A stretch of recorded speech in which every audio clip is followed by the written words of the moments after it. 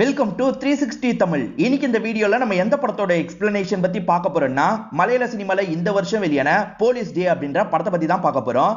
இது ஒரு பக்கவான suspense thriller படம்னு சொல்லலாம். ஸ்டார்டிங்ல இருந்து எண்டிங் வரைக்கும் சூப்பரா கொண்டு போயிருப்பாங்க. நீங்க எதிர்பார்க்காத நிறைய திருப்பங்களும் இந்த கதையில வச்சிருப்பாங்க. முதல்ல இந்த படத்தோட பிளாட்டை பத்தி சொல்றேன். ஸ்டார்டிங் நமக்கு ஒரு டிஎஸ்பியை காட்டுறாங்க. இந்த போலீஸுக்கு நிறைய எதிரிங்க இருக்காங்க போல, அதே மாதிரி ஃப்ரெண்ட்ஸும் இருக்காங்க. இந்த போலீஸோட மேல் வீட்டுல தங்குறதுக்காக புதுசா 4 பொண்ணுங்க குடி வராங்க. இந்த மாதிரி சூழ்நிலையில ஒரு நாள் நைட் இந்த போலீஸ் மர்மமான முறையில கொல்லப்படுறது. இந்த டிஎஸ்பி இறந்து போன கேஸை விசாரிக்கிறதுக்காக ஏசிபி களம் இறங்குறாரு. இவருக்கு நிறைய எதிரிங்க இருக்காங்கல்ல, யார் இந்த கொலையை பண்ணிருக்க வாய்ப்பு இருக்குன்ற மாதிரி விசாரிக்கிறாரு. கடைசியில குற்றவாளியை கண்டுபிடிச்சாரா இல்லையான்னு சொல்றதுதான் கதையா இருக்கும். கண்டிப்பா இந்த படம் உங்க எல்லாருக்குமே பிடிக்கும் நம்புறேன். எக்ஸ்பிளனேஷனுக்குள்ள போறதுக்கு முன்னாடி வீடியோக்கு ஒரு லைக் போடுங்க. அது மூலியமா இந்த வீடியோ இன்னும் நிறைய பேர்கிட்ட கொண்டு போய் சேர்க்கப்படும். மேற்கொண்டு டைம் வேஸ்ட் பண்ணாம நம்ம நேரடியா எக்ஸ்பிளனேஷனுக்குள்ள போயிடலாம். படத்தோட ஸ்டார்டிங் சீனே சைமன் அப்படின்ற ஒரு டிஎஸ்பியை காட்டுறாங்க. கூடிய சீக்கிரத்துல இவர் ரிட்டையர் ஆக போறாரு. இப்ப கொஞ்சம் சீரியஸான கேஸ் ஹேண்டில் பண்ணிட்டு இருக்காரு. மெடிக்கல் காலேஜ் பொண்ணை சிலர் பலாத்காரம் பண்ணிருப்பாங்க. 4-5 பேர் சேர்ந்து தான் இந்த விஷயத்தை பண்ணிருக்காங்க போல.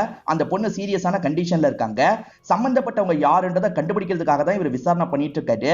இப்ப இவரோட இடத்துல ஒரு 3 பேர் நின்னுட்டு இருக்கிறத நமக்கு காட்டுறாங்க. இவனுங்க 3 பேர் சம்பந்தப்பட்டிருக்க வாய்ப்பு இருக்குன்ற மாதிரி தான் இவர் லாக் பண்ணி வச்சிருக்காரு. இவங்களை போட்டு அடின்னு அடிச்சு டார்ச்சர் பண்ணிட்டு இருக்காரு. ஒழுங்கு மரியாதையா உங்களுக்கு தெரிஞ்சதை சொல்லிருங்கன்ற மாதிரிலாம் கேட்கிறாரு. இவங்க 3 பேருமே வேற ஒரு நபர் தான் சம்பந்தப்பட்டாரு, எங்களுக்கும் இதுக்கும் சம்பந்தம் இல்லைன்ற மாதிரிலாம் சொல்றாங்க. அந்த நபர் தான் மெயின் கல்பிரேட் அப்படின்ற மாதிரி இவர் சொல்றாரு. அவர் பேரு சங்கர், அந்த காலேஜ்ல தான் வேலை பார்த்தாரு அப்படின்ற மாதிரி சொல்றாங்க. அந்த சங்கரை போய் தூக்கிட்டு வாங்கன்ற மாதிரி இவர் ஆளுங்க கிட்ட சொல்றாரு. அந்த சங்கர் எங்கன்ற மாதிரி தேடி அலைஞ்சிட்டு இருக்காங்க. ஒரு டீ கடையில ஃப்ரெண்டு கூட சேர்ந்து டீ தான் குடிச்சிட்டு இருக்காரு. இப்ப வந்த இவங்க இருக்காங்கல்ல, சங்கரை போட்டு அடிக்கிறாங்க. நம்ம இதுல சம்பந்தப்பட்டிருக்கிறது தெரிஞ்சிருச்சு போல அப்படின்ற மாதிரி சங்கர் இந்த இடத்துல பயப்படுறாரு. போலீஸ் கிட்ட இருந்து தப்பிக்கணும்ன்ற மாதிரி தள்ளி விட்டு இங்க இருந்து ஓட ஆரம்பிக்கிறாரு. 2 போலீஸுங்க தான் பிடிக்கிறதுக்காக வந்திருப்பாங்க. எப்படியாவது பிடிக்கணும்ன்ற மாதிரி துரத்திட்டு ஓடுறாங்க. ஒரு இடத்துல வச்சு லாக் பண்ணிடுறாங்க. எனக்கும் இதுக்கும் சம்பந்தம் இல்லைன்ற மாதிரிலாம் இவன் சொல்லிட்டு இருக்கான். எல்லாத்தையும் ஸ்டேஷன்ல வந்து பேசு அப்படின்ற மாதிரி இவங்களுமே வேகமா கூட்டு போறாங்க.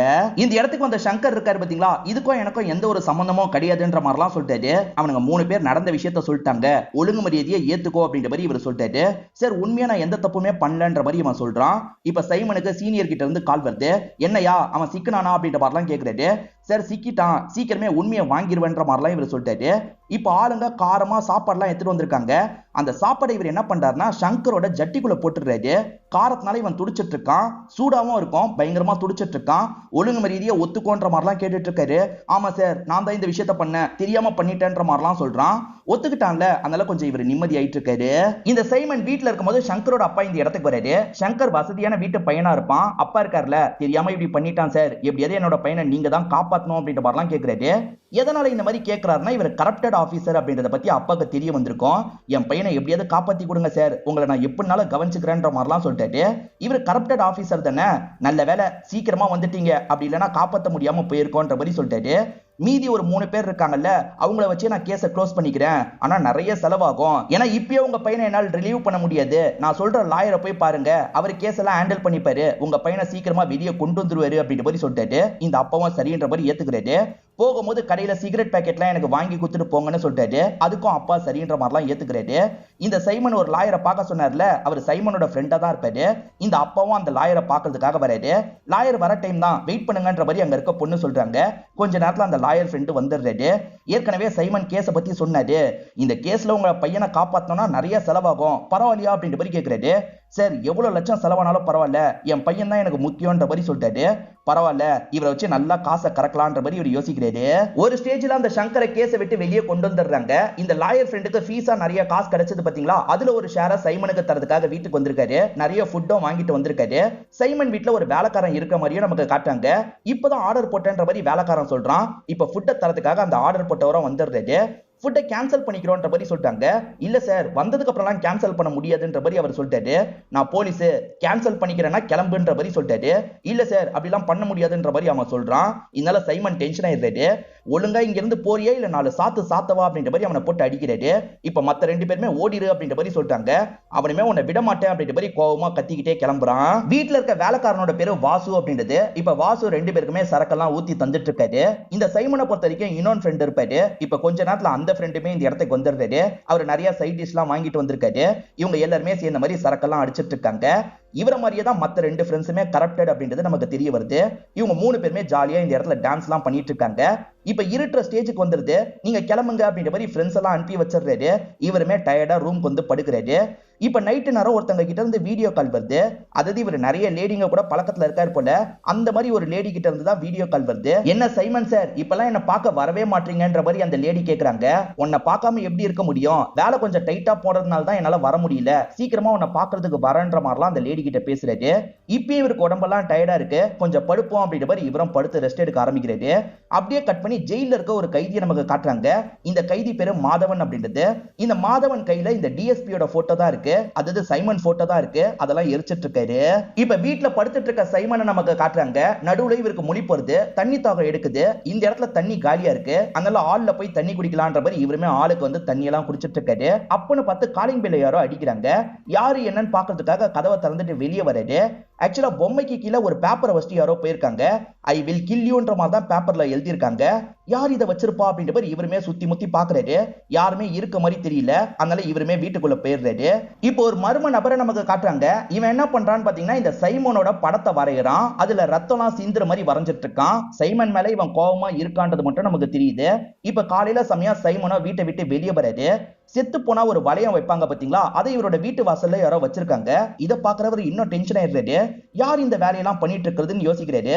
இவர் வீட்டுக்கு பக்கத்துல மதுசூதன் ஒரு பெரியவர் இருப்பாரு. அந்த பெரியவர் தான் பக்கத்துல இருக்கிறதுனால இந்த பெரியவர் பண்ணிருப்பாரான்ற மாதிரி யோசிக்கிறாரு.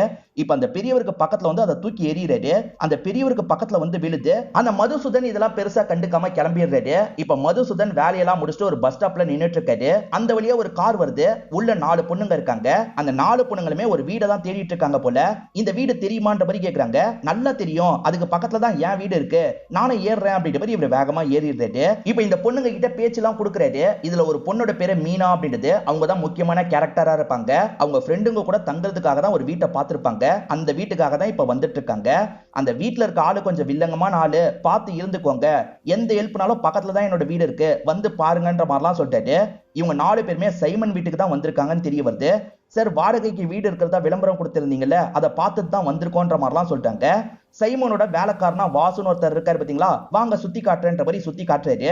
சைமன் சருக்கு எல்லாமே நான் தான், எதனால என்கிட்டயே கேளுங்கன்ற மாதிரி ஃபிளர்ட் பண்ற மாதிரிலாம் இவர் பேசிட்டு இருக்காரு. அப்ப சைமன் இந்த இடத்துக்கு வந்துடுறாரு. சைமன் இருக்காருல, என்னம்மா வீடு ஓகேவா இருக்கா, வாடகை 15,000 ரூபாய், அட்வான்ஸா 50,000 ரூபாய் தர மாதிரி இருக்கும்ன்ற மாதிரி சொல்லிட்டாரு. இப்ப போன்ல யார்கிட்டயோ பேசிட்டு இருக்காரு. இவர் நிறைய இல்லீகல் வேலை எல்லாம் பண்றாரு பாத்தீங்களா, அதுல கமிஷனா எனக்கு நிறைய காசு வேணும்னு கேக்குறாரு. சார், அவ்வளவு காசுலாம் தர முடியாதுன்ற மாதிரி எதிர பேசுறவர் சொல்லிட்டாரு. அப்படி தர முடியாதுன்னு சொன்னா உன்னோட வேலை சரியா நடக்காது, என்ன சொல்ற அப்படின்ற மாதிரிலாம் இவர் கொஞ்சம் மிரட்டுறாரு. சரி சார், நீங்க கேட்கிற கமிஷனை தந்துடுறேன் அப்படின்ற மாதிரி எதிர பேசுற நபரும் சொல்லிட்டாரு. எப்பா ஓகே ஆயிடுச்சு அப்படின்ற மாதிரி இவர் சந்தோஷப்படுறாரு. நீங்க என்னமா முடிவு எடுத்திருக்கீங்கன்னு கேக்குறாரு. சார், எங்களுக்கு ஓகே சார், நாங்க இங்கேயே தங்கிக்கிறோம் அப்படின்ற மாதிரி இவங்க அட்வான்ஸ் எல்லாம் தராங்க. இப்போ ஒரு நபர் மீன் வித்துட்டு இருக்காரு. எல்லாருமே வாங்குறதுக்காக வந்திருக்காங்க. இந்த வீட்டுல இருந்து ஒரு பொண்ணுமே வாங்குறதுக்காக வந்திருப்பாங்க. அந்த இடத்துல மதுசூதன் இருக்காரு. அதே மாதிரி பக்கத்து வீட்டுல இருக்க ஒரு ஆன்ட்டி இருக்காங்க. போய் இந்த வீட்டுக்கு எதுக்குமா வந்தீங்கன்ற மாதிரி அந்த ஆன்ட்டி கேக்குறாங்க. ஏன்னா இந்த வீட்டுல இருக்க சைமன் பொண்ணுங்க விஷயத்துல கொஞ்சம் மோசமானவர் அப்படின்றது இந்த ஆன்ட்டிக்கு தெரியும் போல. அதெல்லாம் இந்த பொண்ணுக்கு தெரியாதுல்ல, ஏன் ஆன்ட்டி அப்படி சொல்றீங்கன்ற மாதிரிலாம் கேக்குறாங்க. அதெல்லாம் ஒண்ணு இல்லம்மா அப்படின்ற மாதிரி அந்த ஆன்ட்டியை சமாளிச்சிடுறாங்க. இந்த சமயம் போன் பேசிக்கிட்டே சைமன் வெளியே வந்துட்டு இருக்காரு. அப்படி வெளியே வந்த சைமன் இருக்காருல, மதுசூதன் இந்த பொண்ணு கிட்ட வலிஞ்சிட்டு இருக்கிறத கவனிக்கிறாரு. அங்க என்னடா பேச்சு அப்படின்ற மாதிரி முறைச்சு பாக்குறாரு. மதுசூதன் நான் கிளம்புறேன்ற மாதிரி வேகமா கிளம்பிடுறாரு. மதுசூதன் எப்பவுமே சைமனை பார்த்து பயப்படுவார் போல. இந்த சைமன் கூடிய சீக்கிரத்துல ரிட்டையர் ஆக போறாருன்னு நான் ஸ்டார்டிங்கே சொன்னேன் பாத்தீங்களா, அந்த நாளே வந்துருது போல. இவருமே இவரோட ஆளுங்க கிட்ட எல்லாம் பேசுறாரு. இப்போ வரைக்கும் என்னோட வேலையை நான் கரெக்டா செஞ்சிருக்கேன்னு நினைக்கிறேன். போலீஸ்னாலே ஒரு தைரியம் வேணும், நீங்களும் அப்படி தைரியமா இருக்கணும் அப்படின்ற மாதிரிலாம் இவங்க கிட்ட சொல்லிட்டு இங்க இருந்து கிளம்புறாரு. இப்ப நைட்டு நேரம் இந்த பொண்ணுங்க தியேட்டருக்கு டிக்கெட் எல்லாம் புக் பண்ணிருப்பாங்க போல. நைட் ஷோ போற மாதிரி தான் பிளான் போல. இவங்க எல்லாருமே அதுக்காக ரெடி ஆயிட்டு இருக்காங்க. அப்பதான் வாசு இந்த இடத்துக்கு வராரு. சார், இன்னைக்கு ரிட்டையர் ஆயிட்டாரு, எல்லாருக்குமே ட்ரீட் மாதிரி வைக்கிறாரு, நீங்களும் சாப்பிடுறதுக்கு வாங்கன்ற மாதிரிலாம் சொல்லிட்டாரு. இவங்களும் சரின்ற மாதிரி சாப்பிடுறதுக்காக கீழே வந்துடுறாங்க. எல்லாருமே சேர்ந்த மாதிரி சாப்பிடுறாங்க. அவருக்கு ஏற்கனவே 2 ஃப்ரெண்ட் இருக்க மாதிரி காமிச்சாங்கல்ல, அந்த 2 ஃப்ரெண்ட்ஸும் இந்த இடத்துக்கு வந்திருப்பாங்க. இப்ப இந்த பொண்ணுங்க இருக்காங்கல்ல, சார் நான் கேட்கறேன்னு தப்பா எடுத்துக்காதீங்க, உங்களுக்கு கல்யாணமே ஆகலையா, ஏன்னா ஒய்ஃபை பார்க்கவே முடியலன்ற மாதிரி இந்த பொண்ணு கேட்கறாங்க. கேக்குறாங்க. இவரு பதில் சொல்றதுக்கு முன்னாடி வாசு இதுக்கு பதில் சொல்லிட்டாரு. சாருக்கு ஒய்ஃப் இருக்காங்க, அதே மாதிரி ஒரு பையனும் இருக்கான், ரெண்டு பேருமே வேற ஒரு ஊர்ல வேலை விஷயமா போயிருக்காங்கன்ற மாதிரி சொல்றான். ஆனா அதுக்கு இவர் இருக்கார்ல, அவன் சமாளிக்கிறதுக்காக அப்படி சொல்றான். என் ஒய்ஃப் என் கூட வாழ பிடிக்காம போயிட்டா அப்படின்ற மாதிரி சொல்லிட்டாரு.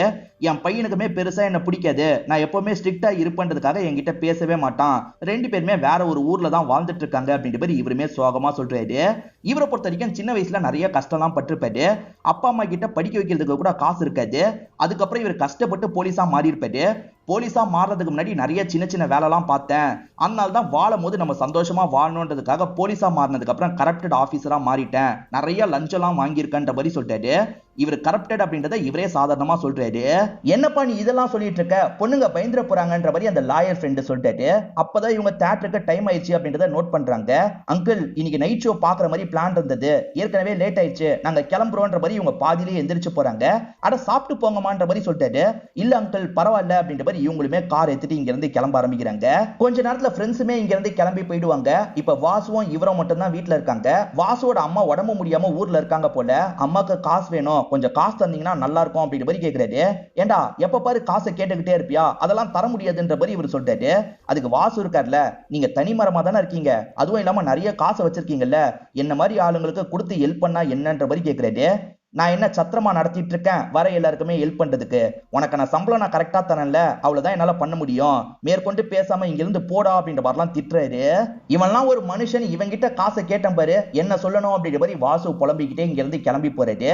ஆக்சுவலா ஜெயில நமக்கு மாதவன் ஒருத்தரை காமிச்சாங்கல்ல, அந்த மாதவனை ஜெயில விட்டு தப்பிச்சிட்டாரு போல.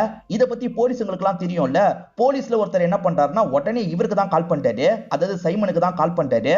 சார் அந்த வாசு ஜெயில விட்டு தப்பிச்சிட்டான், அவன் உங்களை பாக்குறதுக்காக வரக்கூட வாய்ப்பு இருக்கு சார், நீங்க கொஞ்சம் கவனமா இருங்கன்ற மாதிரி சொல்லிட்டாரு. இது வாசு தப்பிச்சிட்டானா அப்படின்ற மாதிரி இவரும் கொஞ்சம் ஜர்க் ஆகுறாரு. நான் அங்கதான் சார் வந்துட்டு இருக்கேன், நீங்க கொஞ்சம் பாதுகாப்பா இருந்துக்கோங்கன்ற மாதிரி அந்த போலீஸ் ஃப்ரெண்டு சொல்லிட்டாரு. இப்ப மாதவன் இருக்காருல, கரெக்டா இவர் வீட்டு முன்னாடி வராரு, காம்பவுண்ட் சவரை எகிரி எல்லாம் குதிச்சிட்டு இருக்காரு. இந்த இடத்துல சைமன் இருக்காருல, சேஃப்டிக்காக கன் எடுத்துக்கிறாரு. யாராவது வராங்களான்ற மாதிரி ஜன்னல் வழியா எட்டி எல்லாம் பார்த்துட்டு இருக்காரு. அப்போ ஒரு நிழல் கிராஸ் ஆகி போறதை இவர் கவனிக்கிறாரு. அவன் தான் வந்துட்டான் போல அப்படின்ற மாதிரிலாம் பயந்துட்டு இருக்காரு. அப்பன்னு பார்த்தா அந்த ஃப்ரெண்டோட ஜீப் வந்துருது. அவர் வெளியே யாராவது இருக்காங்களான்னு சுத்தி முத்தி பாக்குறாரு. யாரும் இருக்க மாதிரி தெரியல.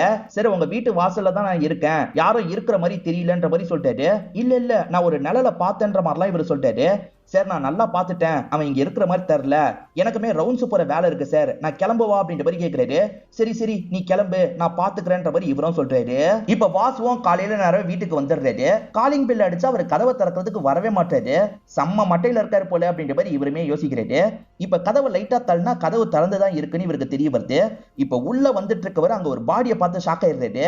அதாவது அந்த சைமன் இருக்காருல, இந்த இடத்துல கொல்லப்பட்டிருக்காருன்னு தெரிய வருது. சார் என்னாச்சு ஏதாச்சு அப்படின்ற மாதிரிலாம் இவர் பார்த்துட்டு இருக்காரு. இவர் கத்துன சவுண்ட் கேட்டு அந்த பொண்ணுங்க மேல இருந்து இறங்கி வந்துட்டு இருக்காங்க. அந்த பொண்ணுங்களுமே இப்பதான் பாடியை பாக்குறாங்க. என்னாச்சு ஏதாச்சுன்ற மாதிரிலாம் இந்த வேலைக்காரங்க கிட்ட கேக்குறாங்க. நான் வரும்போது சார் இறந்து போயிருந்தாரு அப்படின்ற மாதிரி இந்த வேலைக்காரன் சொல்றான். போலீஸ்க்கு உடனே இன்ஃபார்ம் பண்ணி ஆகணும் அப்படின்ற மாதிரி இவங்க யோசிக்கிறாங்க. இதுல ஒரு பொண்ணு பேரு மீனான சொன்ன பாத்தீங்களா, அவங்க போலீஸ்க்கு கால் பண்ணிட்டாங்க. இவங்க கத்துற சவுண்ட் கேட்டு மதுசூதன் இந்த இடத்துக்கு வந்துடுறாரு, பாடியை பார்த்துட்டு இருக்காரு. இப்ப மத்தவங்க கவனிக்காத போது மதுசூதன் இருக்காருல, லைட்டா ஸ்மைல் பண்றாரு. இந்த சைமன் எப்ப பாரு இவரை திட்டிக்கிட்டே இருப்பார்ல, அதனால தான் அவர் இறந்து போனதை நினைச்சு சந்தோஷப்படுறாரு போல. அப்படி இல்லைன்னா இவர் கூட கொலை பண்ணிருக்கலாம், கிளியரா நமக்கு தெரியல. இப்ப போலீஸ்க்கு இந்த தகவல் போயிருதுன்ற மாதிரி நமக்கு காட்டுறாங்க. இப்ப ஏசிபி அவரோட வீட்டுல இருக்கிறத நமக்கு காட்டுறாங்க. பையன் கூட சேர்ந்த மாதிரி பாட்டுக்கு டான்ஸ் எல்லாம் பண்ணிட்டு இருக்காரு. அப்பதான் இவருக்கு போன் கால் வருது. எங்க உங்க சீனியர் கமிஷனர் தான் பேசுறாருன்ற மாதிரி ஒய்ஃப் தராங்க. இவருமே அட்டெண்ட் பண்ணி பேச ஆரம்பிக்கிறாரு. இந்த கேஸை நீ தான் விசாரிக்க போறன்ற மாதிரி கேஸ் டீடைல் எல்லாம் கமிஷனர் சொல்லிட்டாரு. அதனால இவர் இருக்கார்ல, கிளம்பி அந்த வீட்டு கிட்ட வந்துடுறாரு. அவர் முன்னாள் டிஎஸ்பின்றது தெரிய வருது. இப்ப உள்ள வந்து பாடி எல்லாம் பாக்குறாரு. யாரு பாடியை முதல்ல பார்த்ததுன்னு கேட்கும் போது நான் தான் பார்த்தேன்ற மாதிரி வாசு சொல்றாரு. இந்த வீட்டு வேலைக்காரன்னு சொல்லிட்டாரு. இந்த பொண்ணுங்க யாருன்ற மாதிரி போலீஸ் கேக்குறாரு. வாடகைக்காக வந்திருக்கோம் அப்படின்ற மாதிரி அந்த பொண்ணுங்களுமே சொல்லிட்டு இருக்காங்க. இப்ப ஏசிபிக்கு கமிஷனர் கிட்ட இருந்து கால் வருது. இந்த கொலையை மாதவன் அப்படின்றவன் தான் பண்ணிருக்க வாய்ப்பு இருக்கு. ஏன்னா மாதவனுக்கும் சைமனுக்கும் ஏற்கனவே ஒரு பிரச்சனை இருக்கு. மாதவன் கரெக்டா நேத்து ஜெயில விட்டு தப்பிச்சிருக்கான், அவன் தான் இந்த விஷயத்த பண்ணிருக்க வாய்ப்பு இருக்குன்னு சொல்லிட்டாரு. இல்ல சார் நான் விசாரிக்கிறேன்ற மாதிரி இவர் சொல்லிட்டாரு. விசாரிக்கலாம் வேணாம், முதல்ல நீ அந்த மாதவனை தேடு அப்படின்ற மாதிரி சீனியர் சொல்லிட்டாரு. சரி ஓகேன்ற மாதிரி ஏசிபியும் வேற வழி இல்லாம ஏத்துக்கிறாரு. எல்லா பக்கமும் அந்த மாதவனை தேடி அலைஞ்சிட்டு இருக்காரு. அப்ப அந்த மாதவன் இருக்கிற இடத்த கண்டுபிடிச்சிடுறாரு. மாதவன் இவரை பார்த்தோன்னு ஓட ஆரம்பிக்கிறான். எப்படியாவது பிடிக்கணும்ன்ற மாதிரி இவரும் துரத்திட்டு வந்து ஒரு ஸ்டேஜ்ல புடிச்சிடுறாரு. சைமனை கொல்றதுக்காக ஜெயில விட்டு தப்பிச்சிருக்க, நினைச்ச மாதிரி கொலையும் பண்ணிருக்க அப்படிதானன்ற மாதிரி கேக்குறாங்க. இல்ல சார் நான் கொலை பண்ணல அப்படின்ற மாதிரி இந்த மாதவன் ஒரு விஷயத்த சொல்ல ஆரம்பிக்கிறாரு. இவர் உள்ளலாம் எகிரி வச்சு வந்திருப்பாரு. உள்ள போலான்னு நினைக்கிறதுக்குள்ள போலீஸ் ஜீப் வந்ததுல அதனால ஒரு பகுதியில ஒளிஞ்சிருப்பாரு. சைலண்டா அங்க இருந்து கிளம்பி இருப்பாரு. நான் எதுவுமே பண்ணலன்ற மாதிரிலாம் சொல்லிட்டு இருக்காரு. இவன் சொல்றது முழுசா நம்புறதா வேணாமான்ற மாதிரி இந்த இடத்துல ஏசிபியும் யோசிக்கிறாரு. கொல்லப்பட்ட டைம் 9:30 இருந்து 10:30 அப்படின்றது உங்களுக்கு தெரிஞ்சிருது. ஏறக்குறைய இவன் அந்த இடத்துக்கு போனதும் 9:30 இருந்து 10:30 தான். இவனே கூட பண்ணிருக்கலாம், நம்ம கிட்ட பொய் சொல்ல கூட வாய்ப்பு இருக்குன்ற மாதிரி யோசிக்கிறாங்க. அதே மாதிரி சைமன் வீட்ல சிசிடிவி எல்லாம் இருக்கும். அந்த சிசிடிவி மழை பெஞ்சதுனால கட்டா இருக்கும். சிசிடிவியை பார்க்க முடிஞ்சிருந்தா கூட நல்லா இருந்திருக்கும் அப்படின்ற மாதிரி இவங்க யோசிக்கிறாங்க. அப்பன்னு பத்தி உங்களுக்கு போன் கால் வருது. போன்ல பேசுற நபர் இருக்கான்ல, நான் தான் இந்த கொலையை பண்ணன்ற மாதிரி தெனாவட்டா சொல்றான். இந்த நம்பரை உடனே ட்ராக் பண்ணுங்கன்ற மாதிரி இவருமே சொல்லிட்டாரு. இப்ப ட்ராக் பண்ணி இவங்களுமே ஒரு வீட்டுக்கு வந்துடுறாங்க. இந்த வீட்டுல இருக்க பையனோட பேரு வினோத் அப்படின்றது. என்ன வேணும்ன்ற மாதிரி வெளியே இருக்க அம்மா கேக்குறாங்க.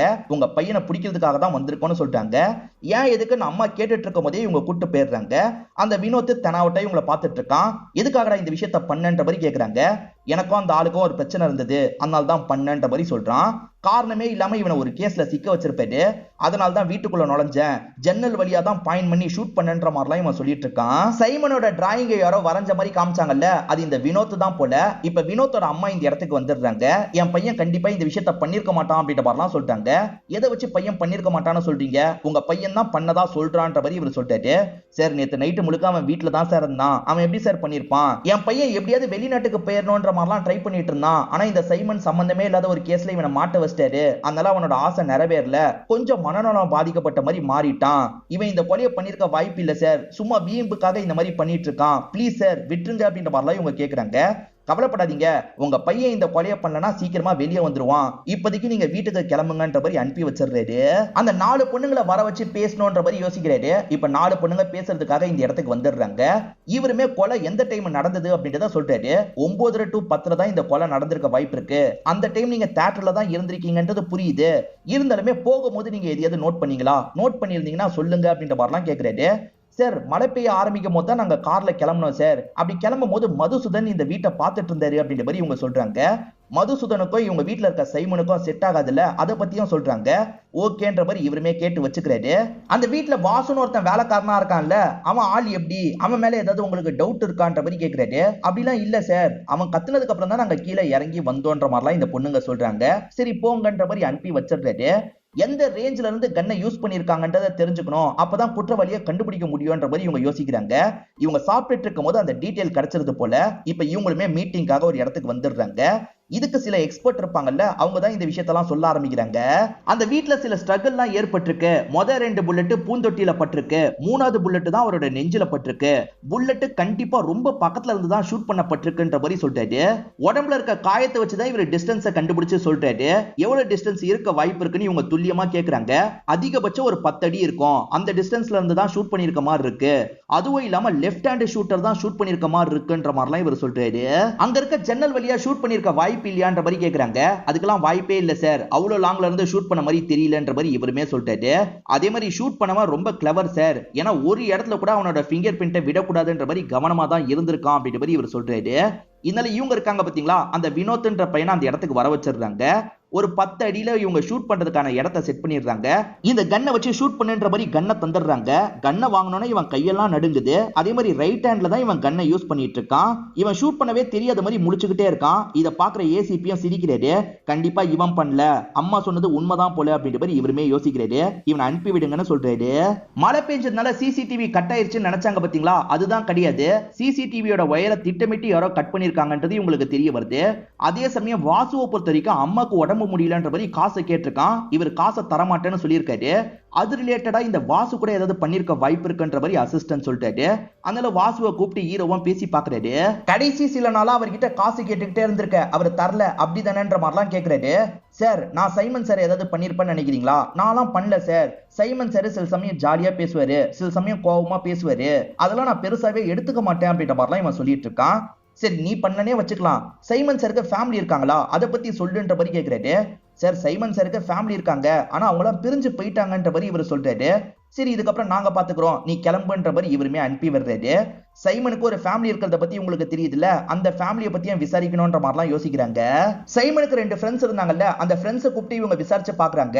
சார், சைமன் நிறைய பேர்கிட்ட கோவப்படுவான், நிறைய பேர்கிட்ட பிரச்சனை பண்ணி வச்சிருக்கான்ற மாதிரி ஒருத்தர் சொல்லிட்டாரு.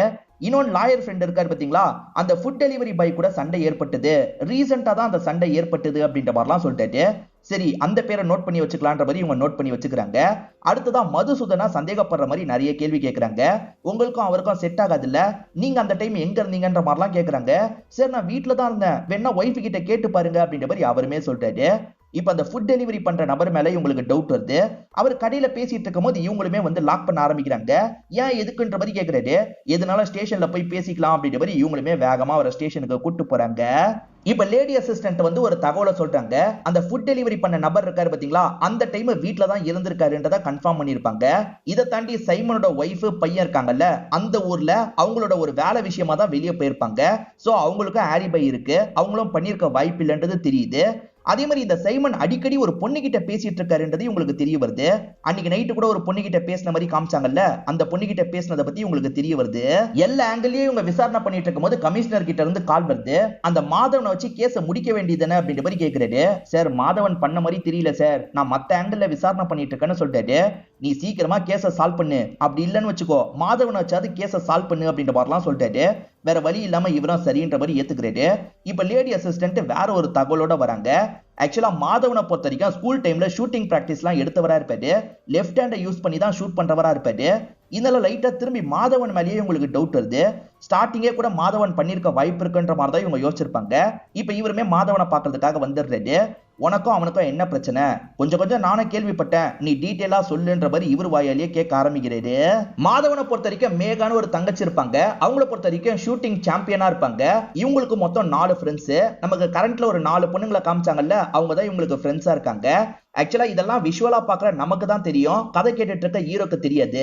இந்த மேகா பயங்கரமா ஷூட் பண்ணிட்டு இருக்கா, ஜெயிச்சுக்கிட்டே இருக்கா. இதெல்லாம் அங்க இருக்க இன்னொன்று பொண்ணுக்கு பிடிக்கலன்ற மாதிரி நமக்கு காட்டுறாங்க. அந்த பொண்ணு ஏதாவது பண்ணணும் அப்படின்ற மாதிரிலாம் மேகாவை கோவமா பார்த்துட்டு இருக்கா. இந்த மாதிரிலாம் நாட்கள் போயிட்டு இருக்கும் போது திடீர்னு மேகா இருக்காங்கல்ல, ட்ரக் எடுத்தாங்க அப்படின்ற மாதிரி போலீஸ் வந்து அரெஸ்ட் பண்ணிருப்பாங்க. சைமன் தான் குறிப்பா அரெஸ்ட் பண்ணி கூட்டு போயிருப்பாரு. தன்னோட தங்கச்சி அப்படி பண்ணிருக்க மாட்டான்ற மாதிரி அண்ணன் உறுதியா நம்புறாரு. அண்ணனால ஷூட்டிங்ல சாதிக்க முடியல, தங்கச்சி மூலியமா சாதிச்சிடலாம் நினைச்சிருப்பாரு. ஆனா தங்கச்சி இந்த மாதிரி ஒரு பிரச்சனையில மாட்டிருப்பாங்க. தங்கச்சி துக்கத்துல இருக்காங்கல்ல, அதனால செல்லுக்குள்ள இருக்கும் போதே தற்கொலை பண்ணி இறந்து போயிருப்பாங்க. தங்கச்சிக்கான இறுதி சடங்கெல்லாம் இவங்க சேர்ந்து பண்ணிட்டு இருக்காங்க. தங்கச்சியோட பெஸ்ட் ஃப்ரெண்ட்ஸான இந்த 4 பொண்ணுங்க இருக்காங்கல்ல, இவங்களோட பாடியை பார்த்து ஃபீல் பண்ணி இந்த இடத்துல அழுதுட்டு இருக்காங்க. பாடியை எரிக்கும் போது தான் இவங்களுக்கு ஒரு தகவல் தெரியுது. அங்க இருக்க ஒரு கான்ஸ்டபிள் தான் இந்த தகவலை சொல்லியிருப்பாரு. அது என்னன்னு பாத்தீங்கன்னா, தங்கச்சி செல்லுக்குள்ள இருந்தாங்கல்ல, அப்ப சைமனும் வேற ஒரு ஆபீசரும் எல்லை மீறி நடந்திருப்பாங்க. அந்த துக்கம் தாங்கிக்க முடியாம தான் தங்கச்சி தற்கொலை பண்ணிருப்பாங்க. இதுக்கு காரணமான அவனை விடக்கூடாது அப்படின்ற மாதிரி அண்ணன் செம்ம கோவத்துல இருந்திருப்பாரு. பக்கத்துல இந்த ஃப்ரெண்ட்ஸுங்களும் இருக்காங்கல்ல, ஆமா ஏதாவது பண்ணணும் அப்படின்ற மாதிரிலாம் சொல்லிட்டு இருக்காங்க. தங்கச்சி கிட்ட எல்லை மீறி நடந்ததை பத்தி எல்லாம் இவர் சொல்ல மாட்டாரு. தங்கச்சியை வேணும்ட்டே அவன் தான் சிக்க வச்சான், அதனால தான் ஏற்கனவே ஒரு வாட்டி கொல்றதுக்கு ட்ரை பண்ண, தப்புச்சிட்டான், நான் செல்லுல மாட்டிக்கிட்டேன், திரும்பி தப்பிச்சு போய் கொல்லணும்னு நினைச்சேன், ஆனா நான் சத்தியமா கொலை பண்ணல அப்படின்ற மாதிரிலாம் இவர் சொல்லிட்டு இருக்காரு. இப்பதான் ஹீரோவோட அசிஸ்டன்ட் ஒரு தகவலை சொல்லிட்டாரு. சரி, அந்த மீனாவும் 3 பொண்ணுங்களும் ஒரு பர்டிகுலர் இடத்துல வேலை பார்க்கறதா சொன்னாங்கல்ல, அந்த இடத்துல வந்து விசாரிச்சு பார்த்தா அந்த மாதிரி யாரும் வேலை பார்க்கலன்னு சொல்றாங்க சார், ஏதோ தப்பா இருக்குன்ற மாதிரி சொல்லிட்டாரு. அந்த பொண்ணுங்க எதுக்கு போய் சொல்லணும் அப்படின்ற மாதிரி இவர் யோசிக்கிறாரு. அந்த பொண்ணுங்க அந்த நேரம் தியேட்டர்ல தான் இருந்தாங்களான்றத கன்ஃபார்ம் பண்ணணும்னு நினைக்கிறாரு. இப்ப தியேட்டருக்கு வந்தவர் சிசிடிவி எல்லாம் செக் பண்ணணும்ன்ற மாதிரி கேட்கிறாரு. பாத்துக்கோங்கன்ற மாதிரி அங்க இருக்கவர் சிசிடிவி எல்லாம் காமிச்சிட்டு இருக்காரு. இவர் என்ன பாக்குறாருன்னு நமக்கு காட்ட மாட்டாங்க. அடுத்ததா ஹீரோ இருக்காரு பாத்தீங்களா, அந்த அகாடமியில விசாரிக்கிறதுக்காக வராரு. அந்த மேகான்ற பொண்ணை பத்தி விசாரிக்கிறாரு. மேகா ட்ரக் எடுத்திருக்க வாய்ப்பு இருக்கு, நீங்களும் நம்புறீங்களான்ற மாதிரி கேட்கிறாரு. சார், மேகா கண்டிப்பா அப்படி பண்ணிருக்க மாட்டா சார், ஏன்னா அவ ரொம்ப நல்லா தான் விளையாடிட்டு இருந்தா, திடீர்னு எப்படி அந்த ட்ரக் கேஸ்ல மாட்டினான் தெரியல அப்படின்ற மாதிரிலாம் அங்க இருக்க கோச் சொல்றாரு. மேகாக்கு ஆகாத பொண்ணுங்கன்னு யாராவது இருக்காங்களா அப்படின்ற மாதிரி இவர் விசாரிக்கிறாரு. சார், காயத்ரிக்கும் மேகாக்கும் ஆகவே ஆகாது, மேகா ஜெயிக்கிறத பார்த்து காயத்ரின்ற ஒரு பொண்ணு தான் எப்பவுமே பொறாமப்படுவா அப்படின்ற மாதிரிலாம் ஒருத்தங்க சொல்றாங்க. இவர் அடுத்ததா காயத்ரியை பார்த்து விசாரிக்கிறதுக்காக வந்துடுறாரு. காயத்ரி அப்பாவை பொறுத்த வரைக்கும் பெரிய பிசினஸ் மேனா இருப்பாரு. காயத்ரி எப்படியாவது ஜெயிக்க வைக்கணும்ன்ற மாதிரிலாம் நினைச்சிருப்பாரு. மேகாவை நீ ஏதாவது பண்ணியா, ஒழுங்கா சொல்லுன்ற மாதிரிலாம் கேட்கிறாரு. இவங்களுமே முதல்ல எனக்கும் இதுக்கும் சம்பந்தம் இல்லைன்னு சொல்லிட்டாங்க. ஆனா இவர் மிரட்ட உண்மையை சொல்ல ஆரம்பிக்கிறாங்க. அப்பா கிட்ட சொல்லி ஏதாவது பண்ணுங்கன்ற மாதிரி சொல்லியிருப்பாங்க. அப்பா இருக்கார்ல சைமன் கிட்ட பேசி ஒரு விஷயத்த பண்ணிருப்பாரு. இப்படி பேசிட்டு இருக்கவரு காயத்ரி போட்டோவை பாக்குறாரு. அப்படி போட்டோவை பார்த்தவரு ஷாக் ஆயிடுறாரு. ஏன்னா இந்த 4 பொண்ணுங்க பின்னாடி உட்காந்துட்டு இருக்காங்க. அந்த 4 பொண்ணுங்க என்ன பண்றாங்கன்ற மாதிரி கேக்குறாரு. சார் அவங்க மேகாவோட ஃப்ரெண்டு அப்படின்ற மாதிரி இந்த காயத்ரி சொல்லிட்டாங்க. மேகாவோட ஃப்ரெண்ட்ஸ் 4 பேருக்குமே மேகாவை மாதிரி நல்லா ஷூட் பண்ண தெரியும். அதுல மீனான்றவங்க லெஃப்ட் ஹேண்டா வேற இருப்பாங்க. லெஃப்ட் ஹேண்ட் ஆளு தான் கொலை பண்ணிருக்க வாய்ப்பு இருக்குன்ற மாதிரி அவர் சொன்னாரு பாத்தீங்களா. அதனால இவர் 4 பேரையும் வர வச்சிடுறாரு. நீங்க தான் இந்த விஷயத்த பண்ணிருக்கீங்கன்னு சொல்றாரு. சார் என்ன சார் பேசிட்டு இருக்கீங்க? அன்னைக்கு நைட்டு நாங்க அந்த நேரம் தியேட்டர்ல தான் இருந்தோன்ற மாதிரிலாம் இவங்க சொல்றாங்க. நீங்க தியேட்டருக்கு போனது உண்மைதான். ஆனா தியேட்டர்ல நீங்க 4 பேர் படம் பார்க்கல, வேற 2 பேரை மாத்தி விட்டுட்டீங்கன்ற மாதிரி சொல்லிட்டாரு. இப்ப மேகாக்கு நடந்த விஷயத்த நமக்கு காமிக்கிறாங்க. ஆக்சுவலா மேகா நல்லா ஷூட் பண்ணிட்டு இருக்காங்கல்ல, இதெல்லாம் காயத்ரிக்கு பொறாமைய வர வைக்குது. காயத்ரி அப்பா கிட்ட சொல்லியிருப்பாங்க, அப்பா இருக்காருல நீங்க தான் ஏதாவது பண்ணணும் அப்படின்ற மாதிரி சைமன் கிட்ட நிறைய காசெல்லாம் தந்துடுறாரு. நான் பாத்துக்கிறேன்ற மாதிரி சைமன் இருக்காருல, ஒரு நாள் இவங்க இடத்துல செக்கிங் எல்லாம் பண்றதுக்காக வராரு. அப்ப அந்த பொண்ணோட பேக்ல ட்ரக் எல்லாம் கிடைச்சிருக்குன்ற மாதிரி அந்த பொண்ணை அரெஸ்ட் பண்ணி கூட்டு போயிருப்பாரு. மேகாக்காக தானே நீங்க பழி வாங்குனீங்கன்ற மாதிரி கேக்குறாரு. சார் சத்தியமா எங்களுக்கும் இதுக்கும் சம்பந்தம் இல்லைன்ற மாதிரிலாம் இவங்க சொல்லிட்டு இருக்காங்க. நீங்க 2 பேரை மாத்தி விட்டீங்கன்றது எனக்கு தெரியும். அந்த 2 பேர்கிட்ட ஏற்கனவே நான் விசாரணை பண்ணிட்டேன்ற மாதிரி அந்த 2 பொண்ணுங்களை வர வைக்கிறாரு. இப்பதான் இவங்க போட்ட பிளானை பத்தி நமக்கு தெரிய வருது. என்ன நடந்தது அப்படின்றத விஷுவலா நமக்கு காட்ட ஆரம்பிக்கிறாங்க. ஆக்சுவலா இவங்க 4 பேருமே சேர்ந்த மாதிரி கார்ல வந்தது உண்மைதான். அப்படி வந்தவங்கல 2 பேர் இருக்காங்க பாத்தீங்களா, வேற 2 பொண்ணுங்களை வர வச்சிருப்பாங்க. அந்த 2 பொண்ணுங்க கிட்ட இவங்க ட்ரெஸ்ஸை தந்துடுறாங்க. அந்த 2 பொண்ணுங்க இவங்கள மாதிரி தியேட்டருக்குள்ள போய் உட்காந்துருவாங்க. இருட்டுல பெருசா தெரியாதுல்ல, அதுக்காக தான் இப்படி பண்ணிருப்பாங்க. அந்த 2 பொண்ணுங்க பைக்ல வந்திருப்பாங்க. அந்த பைக்ல மீனாவும் இன்னொரு ஃப்ரெண்டும் சேர்ந்த மாதிரி வேகமா வீட்டுக்கு வந்துட்டு இருக்காங்க. மாதவனை தப்புஸ்டான்றதுனால இவர் கொஞ்சம் பயந்த மாதிரி தான் உட்காந்துட்டு இருக்காரு. அப்ப யாரோ காலிங் பெல் அடிக்கிறாங்க. இவர் பயந்த மாதிரி தான் கதவை திறக்கிறாரு. பார்த்தா இந்த 2 பொண்ணுங்க தான் வந்திருக்காங்க. தியேட்டருக்கு போறேன்னு சொன்னீங்க, அதுக்குள்ள வந்துட்டீங்க அப்படின்ற மாதிரிலாம் இவர் கேட்கிறாரு. உங்களை கொல்ற வேலை இருக்குல்ல, அதனால தான் வந்துட்டோன்ற மாதிரி இவங்க சொல்றாங்க. என்னமா உளறிட்டு இருக்கீங்கன்ற மாதிரி இவர் கேட்கிறாரு. உளரல அப்படின்ற மாதிரி மீனா கன் எடுத்து ஷூட் பண்ணலாம்னு நினைக்கிறாங்க. ஆனா இவர் சுதாரிச்சு தடுக்கிறாரு. அப்படி தடுத்ததுனால தான் அங்க இருக்க ஃபிளவர் வாஷ்ல 2 புல்லட் பட்டிருக்கும். அதுக்கப்புறம் 2 பேருமே சண்டை போடுறாங்க. ஒரு ஸ்டேஜ்ல மீனா இருக்காங்கல்ல, கன்னை வச்சு இவரை ஷூட் பண்ணிடுறாங்க. ஆக மொத்தத்துல மீனா தான் இந்த கொலையை பண்ணிருக்காங்க. ஃப்ரெண்டோட சாவுக்கு பழி வாங்குறேன்னு இப்ப உங்களோட லைஃபை ஸ்பாயில் பண்ணிட்டீங்க. இதுக்கப்புறம் இந்த லைஃப் கிடைக்காது, என்ன பண்ணுவீங்கன்ற மாதிரிலாம் கேட்டுட்டு இருக்காரு. இப்ப ஆளுங்க இருக்காங்க பாத்தீங்களா, இவங்க 2 பேரையும் அரெஸ்ட் பண்ணி இங்க இருந்து கூட்டு போயிட்டு இருக்காங்க. இப்ப வேற ஒரு நாள் இவர் ஜாகிங்லாம் ஓடி வந்துட்டு இருக்காரு. அப்ப எதிர மாதவன் வராரு. மாதவனை ரிலீஸ் பண்ணிட்டாங்க போல. தங்கச்சிக்காக பழி வாங்குறன்ற எண்ணத்தை கைவிடுங்க, இதுக்கப்புறம் உங்களுக்குன்னு ஒரு லைஃப் அமைச்சுக்கோங்கன்ற மாதிரிலாம் ஹீரோ அட்வைஸ் பண்றாரு. சரின்ற மாதிரிலாம் ஏத்துக்கிட்டு மாதவன் கிளம்புறாரு. ஆனா மாதவன் இன்னும் பழி வாங்கணும்னு நினைக்கிறாரு. அதாவது அந்த காயத்ரிக்கு ஒரு அப்பா இருக்காருல, அவர் சொல்லி தானே இந்த விஷயத்த பண்ண வச்சாரு. அவரும் லேடிஸ் விஷயத்துல வீக்கு போல, ஒரு லேடி கூட ஒன்னா இருக்கிறதுக்காக ஒரு வீட்டுக்குள்ள போயிட்டு இருக்காரு. அது எல்லாத்தையும் இந்த அண்ணன் பாக்குறாரு. இவரையும் காலி பண்ண போறாருன்ற மாதிரி காமிச்சு நமக்கு படத்தோட கதையை முடிக்கிறாங்க. கண்டிப்பா இந்த படம் உங்க எல்லாருக்குமே பிடிச்சிருக்கோம்னு நம்புறேன். இந்த வீடியோ உங்களுக்கு பிடிச்சிருந்ததுன்னா லைக் பண்ணுங்க, கமெண்ட் பண்ணுங்க, மறக்காம 360 தமிழ் சேனலை சப்ஸ்கிரைப் பண்ணுங்க. தொடர்ச்சியா இந்த மாதிரி வீடியோக்கள் வந்துகிட்டே தான் இருக்கும்.